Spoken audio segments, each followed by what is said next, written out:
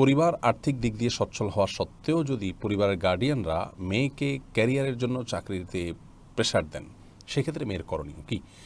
বোন সাদিয়া, কোনো মেয়েকে তার পরিবার যদি চাকরি করার জন্য প্রেশার দেন অথচ সে পরিবার আর্থিকভাবে সচ্ছল, তাহলে এটি তাদের অন্যায় কর্ম হিসাবে বিবেচিত হবে, এটি জুলুম হবে। কারণ আল্লাহ রাব্বুল আলামিন মেয়েদেরকে উপার্জন করবার নির্দেশ দেননি এবং এই দায়িত্ব পরিপূর্ণভাবে পুরুষদের উপর আল্লাহ রাব্বুল আলামিন বর্পণ করেছেন।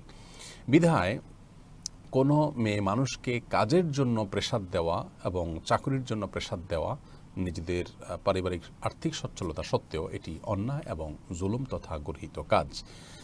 আপনাকে যদি আপনার পরিবার এরকম গর্হিত কাজের জন্য বাধ্য করে, আর যে কাজে তারা বাধ্য করেন সেখানে চাকরি করতে যদি কোনো প্রকার আপনার পর্দার খেলাফ না হয়, তাহলে সেটি আপনি গ্রহণ করতে পারেন, মেনে নিতে পারেন। আর যদি সেখানে পর্দার খেলাফ আপনাকে করতে হয়,